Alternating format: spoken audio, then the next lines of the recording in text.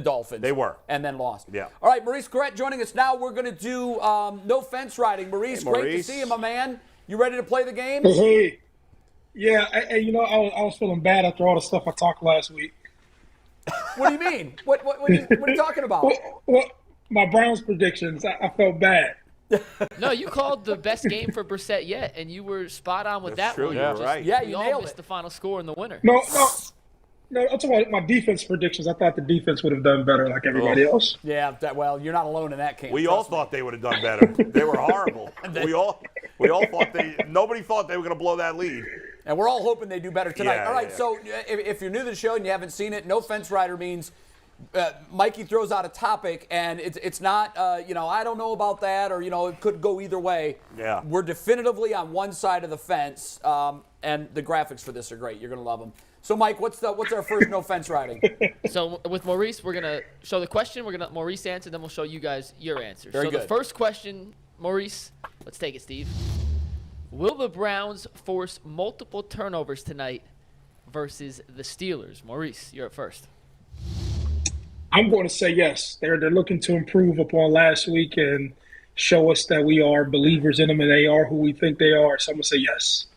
And I love that because this is one of the unanimous ones from the panel. And everyone on the panel said, drum roll please, no. Yeah, we all have PTSD on this team. I think they get one tonight, but I do multiple. too. Not Yeah. multiple. I mean, Okay, I'm hoping I can prove all of you all wrong. Yeah. I'll brag about it on Twitter. the thing with turnovers is some of it's just kind of random. It is. You know, but you know what? You also Well, you force get- a lot of those. Yeah. You can get a sack and you can get an interception. It's not hard. You can get a sack strip fumble, ball. yeah. No, Yeah, but Maurice, Sack fumble, yes, my fault, yeah. Maurice, to G. Bush's point earlier that he got a text message from someone close to the organization that said Andrew Berry's not happy with the game plan from Joe Woods. And obviously, the element that's missing is any kind of aggression, any kind of, defensive blitz schemes or bringing more than 4. We haven't seen that, and I think that's what forces turnovers. Right. So we have to Turnovers, see a yes. defensive shift in philosophy if suddenly we're going to start getting all these I hope turnovers. we see it because they've been a passive So defense. you can only imagine the hell that they've probably went through this week and all of the expectations that people have for them and what took place last week. So, just as a defender, I'm just thinking these guys have to be saying to myself, it's obviously the game is the game tonight.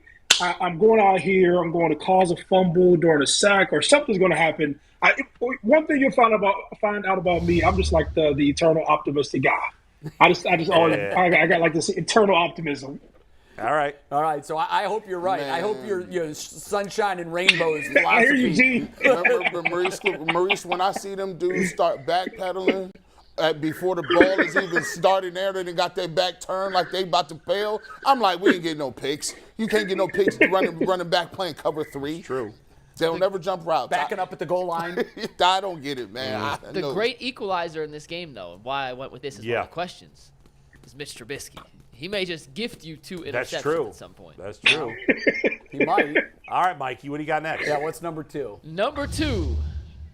Last week we went with Amari Cooper, Schwartz, and Njoku combined for 100 yards. They got 101 total, all courtesy of Amari Cooper. So we're taking him out of the equation. Will DPJ, Schwartz, and Njoku combine for 65 total receiving yards? Maurice, you're up first. We have to say yes again. But, we have to say yes. You sure? You didn't see short like your dog?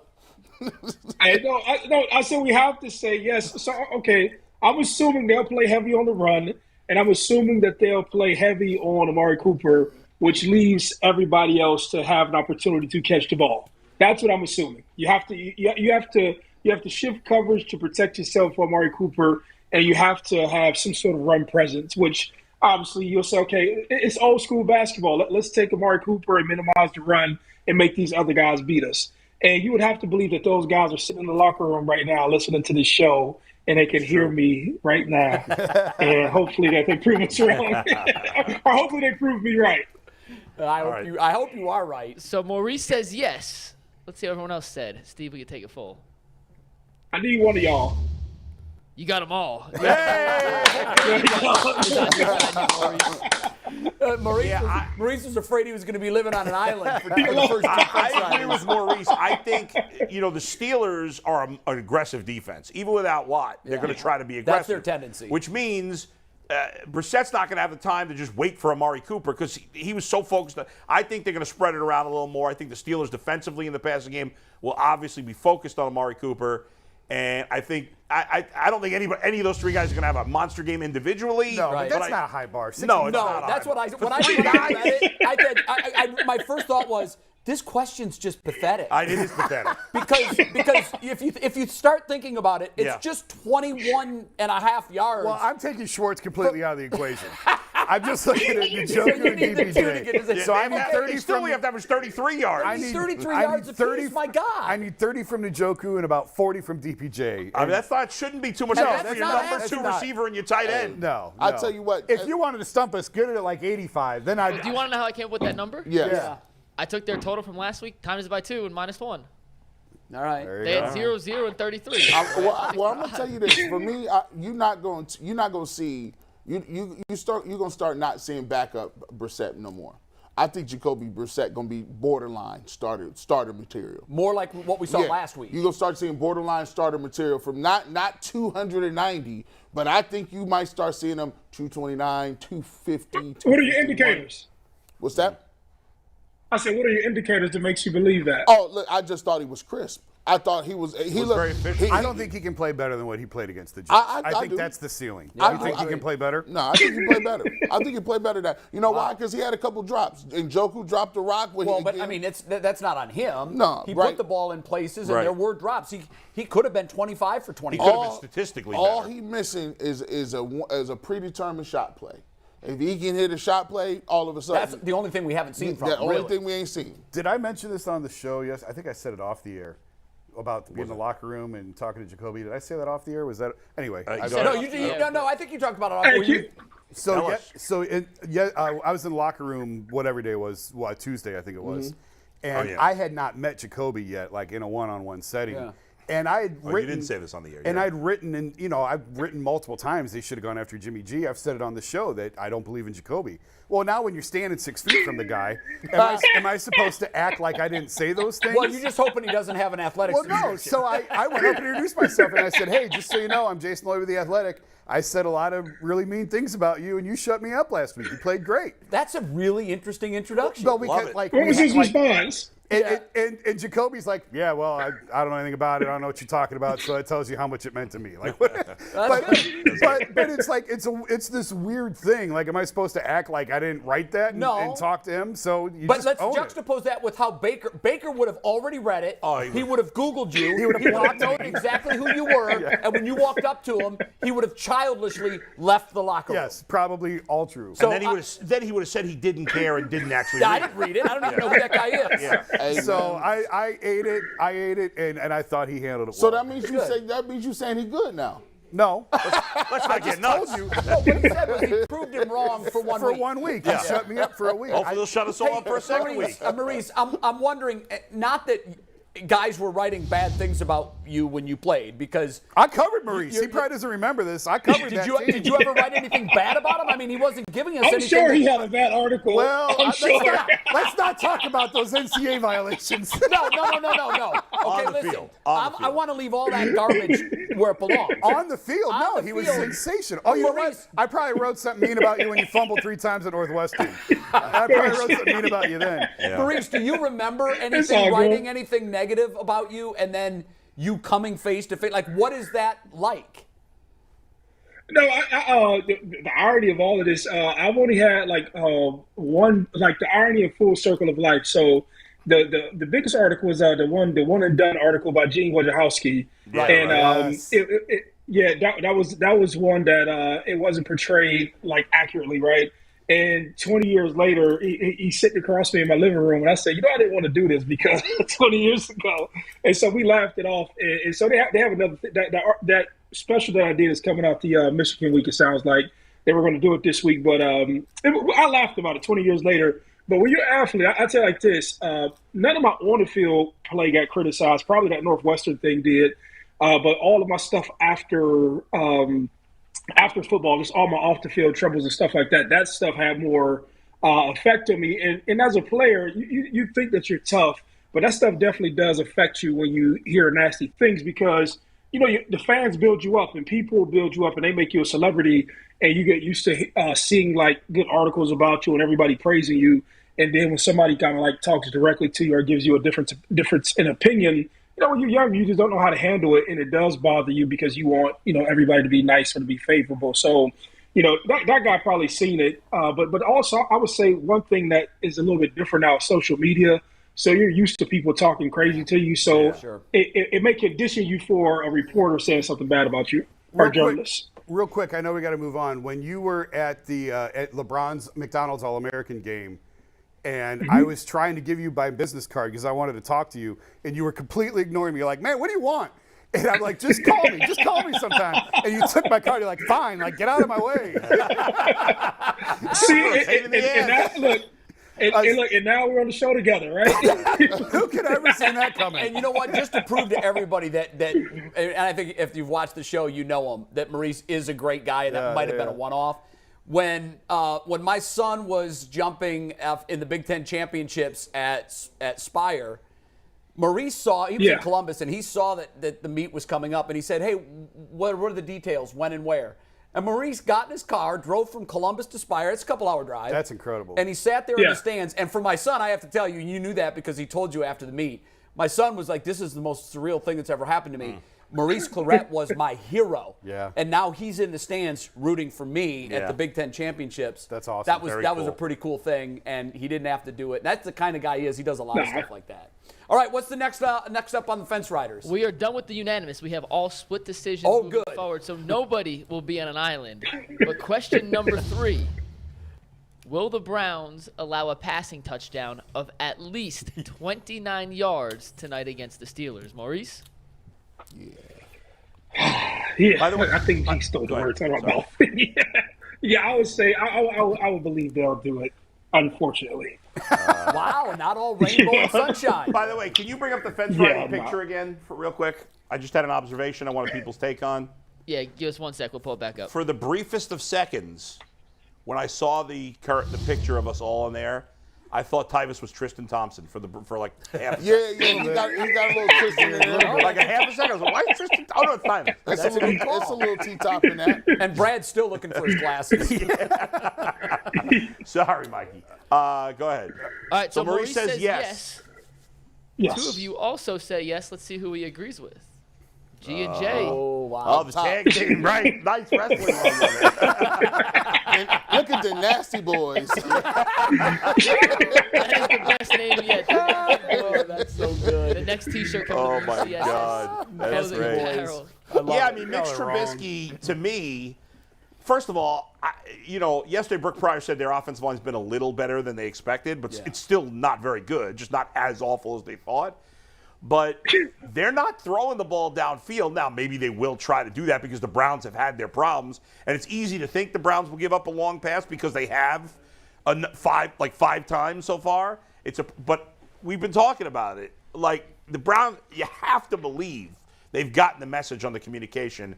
And I just don't think Trubisky's confident in throwing the ball downfield. That's so I'm exactly no. right. I think I'm going to take Tyvis's word again that they're going to clean up the bus, and I don't think Trubisky's good enough. Nope. I said yes for one simple reason.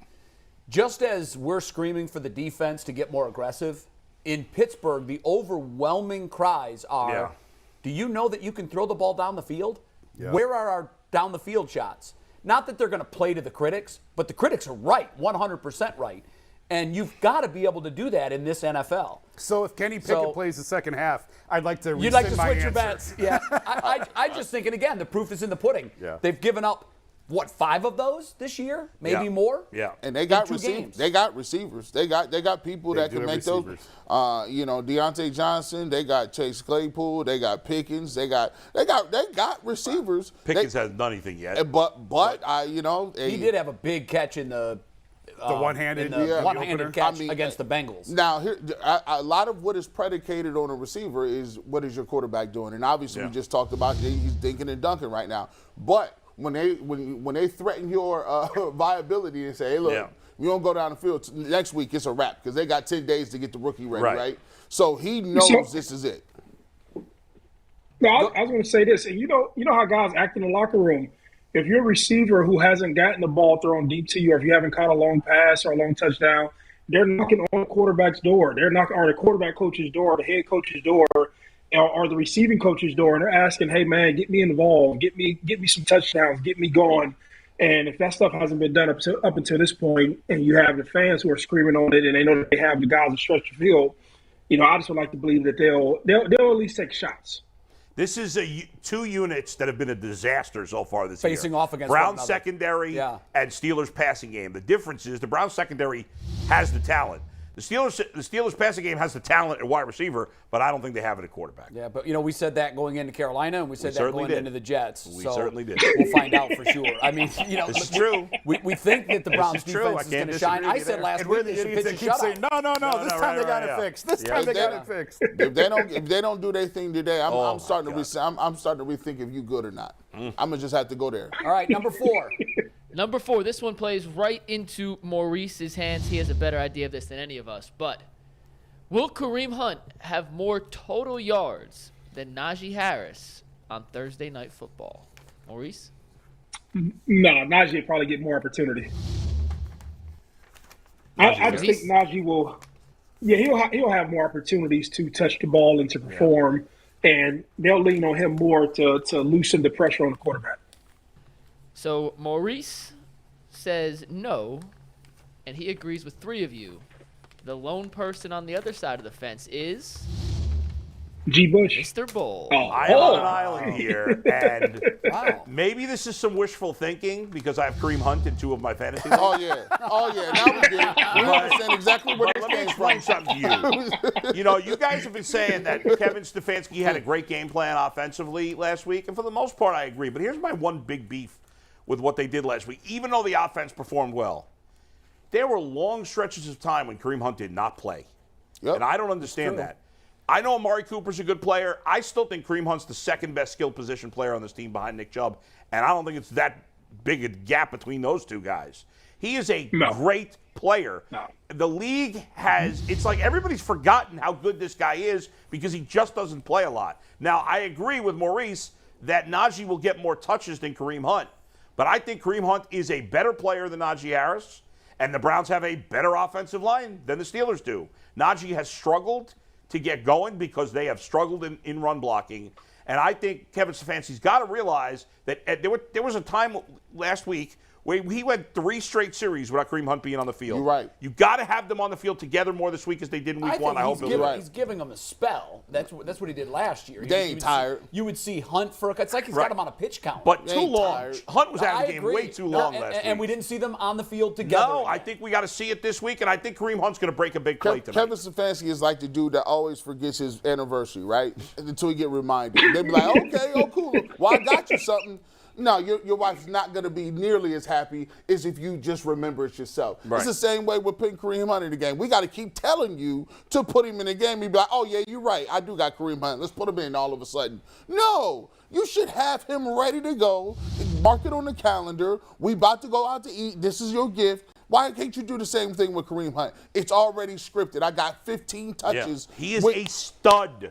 He's a stud. Get him the ball week more. 1. Yeah. We saw it. Yeah. You got to use the 2 of them together. All right, I'm on that island. We should start tracking the win-loss record for the Browns when they have at least 3 plays with the 2 of them in the backfield together. I think so far they're 1-0. By the way, they're 1-0 when they play at least 3 By plays the way, in the backfield. if I'm right, the Browns should win this game handily. Because Nick Chubb's going to have more, you would assume. Well, if the question was, will Chubb have more? Everybody would have said yes. Yeah, that's easy. But if Kareem Hunt also has more, then the Browns had a great day, probably. I agree. All right, what's next? All right, let's take the next one here. This is an offense versus defense question. Will there be more total sacks than total touchdowns in tonight's game? Maurice? I would say no.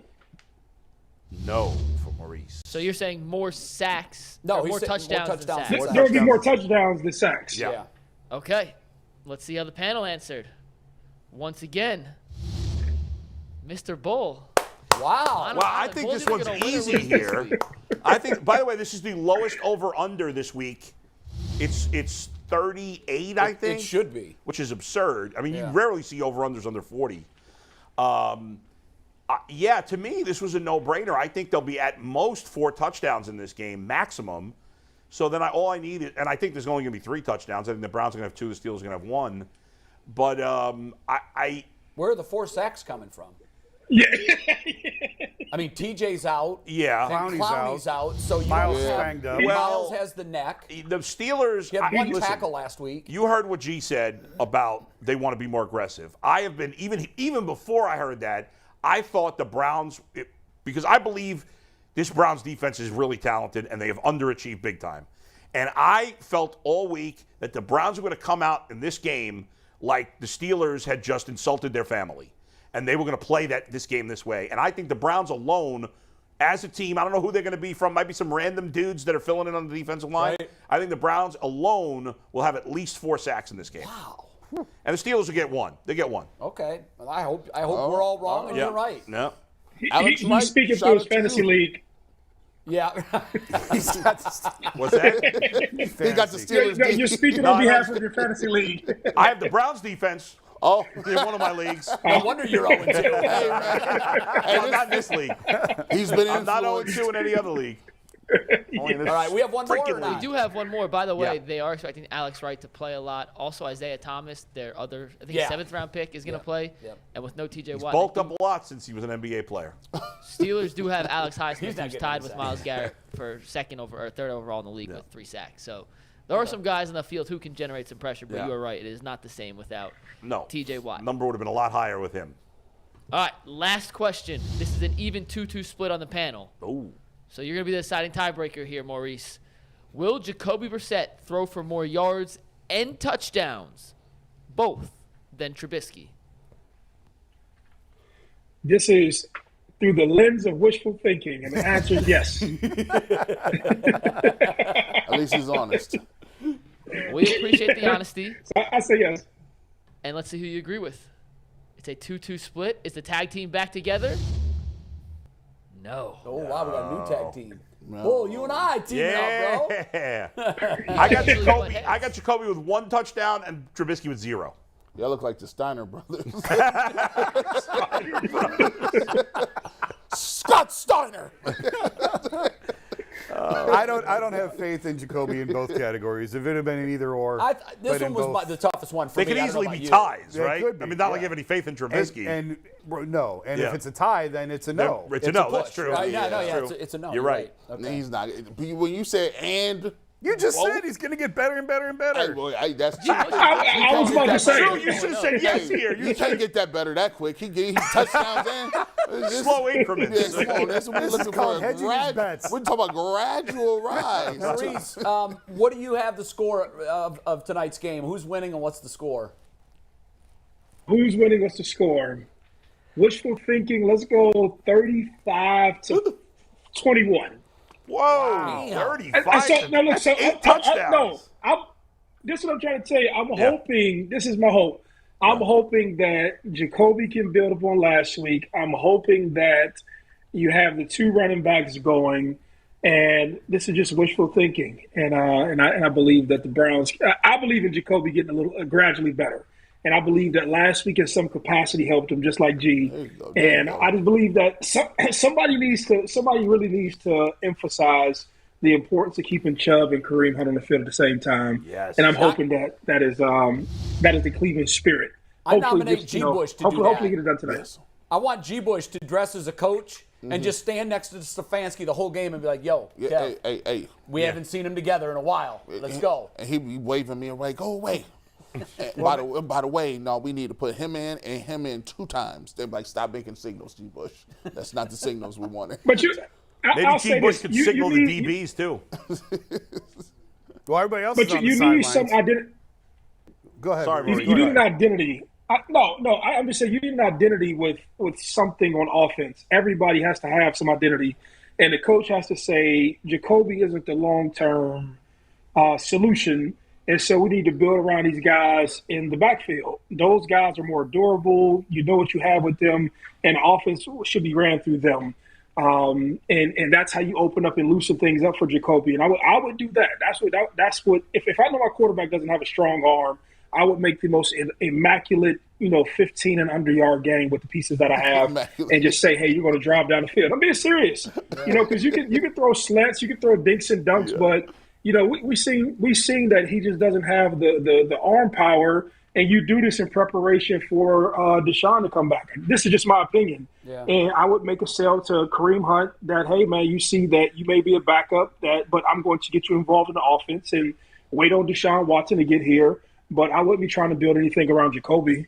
I think Amari Cooper knows he's going to be here and he's going to be a possession receiver and he'll get, what he get. But you have to have some identity. But searching everywhere for this identity outside of like your two best players or two most impactful players is like idiot stuff to me.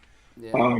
Just my personal opinion. No, I agree. It stuns me that Kevin would have two tight ends on the field together.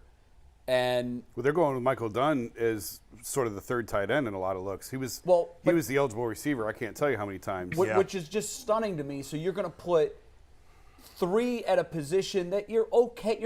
You've got one player that I still think Njoku is overrated, but you're going to do three tight ends, a lot of times two, and you can't instead get two running backs on the field at the same time that are both supremely talented. I think what he knows. It's not what he knows. He's going back to, you have a quarterback in the Baker Mayfield mold that you're trying to give max protection to in Jacoby Brissett. You're trying to he doesn't move well. They did not get him on the ground last week, but Jacoby Brissett is not very mobile.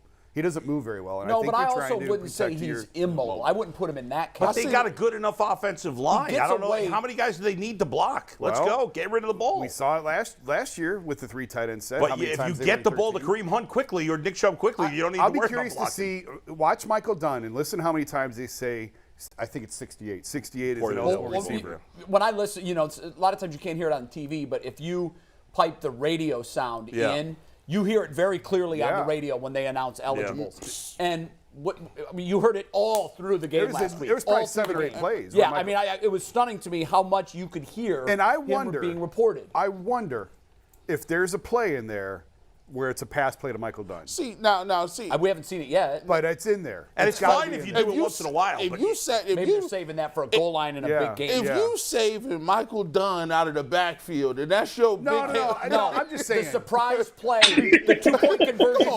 Come on, if you're going to three, if you're going to three tight ends and you're using them as your third tight end, after a while it becomes white noise. 68's eligible. 68's eligible. Yeah. You can catch them one time. But how about we do it less often and have Kareem Hunt? I would rather have a 2-backfield set than a 3 tight end set all day long because it's not like one of those two guys can't help and protect. Right. That's true. And for me, I've seen it way too often. I've seen it a lot when I played the game and playing with different coaches. There are different coaches who like certain things. That is, a coach's playbook is almost like his identity. Like when they come and they audition or they sit for a job and they say, what is your plans for this team? They come in and give you the first 5 plays that they like to run, the philosophy and everything. Kevin Stefanski has always liked 3 tight ends. Now, the thing about it is, it's very difficult for some people to be creative week in and week out. It's just a little bit more difficult. Andy Reid does it. That's creative, right? Everybody can't draw pictures. Some people can only do crayons. Some people can only do impressionists. Some people do oil painting, watercolors, all of that, right? But they still can draw. They still are artists. Even if it's stick figures. Even if it's stick figures. Again, hold on. I don't want to become the Stefanski apologist here, but look at who he's had at quarterback since he's gotten here. Yeah. He's had to build his system around limited quarterbacks. There's a reason they didn't have 3 tight ends on the roster when they signed Deshaun Watson. They didn't plan on it being an 11-game suspension, and they didn't plan on having to go back to this. He's building his system around what he has to work with. I'm telling you, when Jacoby's gone, when Deshaun's back there, you're not going to see any 3 tight end sets. I hope not. Well, for me, I think you won't need it. You can get rid of the ball. If you got Kareem Hunt and Nick Chubb in the backfield, like Bull said, you can get rid of the ball. Get it quickly. I think he's done an incredible job with misdirections and with scheming and scheming. There's guys open all over the field. There was last year, there is again this year. You have to have a quarterback who can get it to him. Go ahead, Maurice. No, I'll say this, and I've seen this plenty of times, and everybody else has seen. A lot of offensive coordinators, they get mixed up into campaigning for different jobs. That's what I say, right? So I remember, now I don't want to say any names. You will find coaches who their whole goal would be, let me rack up yards or let me play this stat game amongst other teams to campaign for a different job elsewhere. And instead of saying, hey, these are the pieces on the field, nobody likes to low and slow play, but football at the end of the day comes down to matchups. It's hard for me to believe that you can put as many linebackers as you have in the league against Nick Chubb or Kareem Hunt, where you can dictate a lot of those dinks and dunks that a quarterback can have. Like, everybody sees it week in and week out, where you'll see a running back break out of a backfield or a running back get one-on-one and he runs an option route where you can throw an extended pass. And that helps to keep the pressure off of your linemen, but coaches don't like to do that. You know, coaches want to throw the 60-yard bomb, the 20-yard dig, the 15-yard out, and they don't want to put drives together. But that is, like, when you have that sort of team, it comes down to just having these longer, sustained drives and swapping personnel in and out. And so, I don't know. I just I've always had I don't know, when you're in the locker room and you hear from these coaches and you kind of see like that they'll be blank towards their personnel and they'll be pushing their mission more than the team's mission, even though that sounds crazy. I've been a part of teams who do it and who does it for other ulterior reasons to try to look for other jobs, and they want to pad their stats and all that other stuff. So, I don't know. That's my little 2 cents about it. And I'm pretty sure more people feel that way. We've already called First Energy, and we told them to get some backup fuses ready for the scoreboard, 35-21. Yeah. That would be cool. I hope you're right, Maurice. Enjoy the game tonight, and we'll see you next week. Yep. All right. Very good. 35-21. I mean.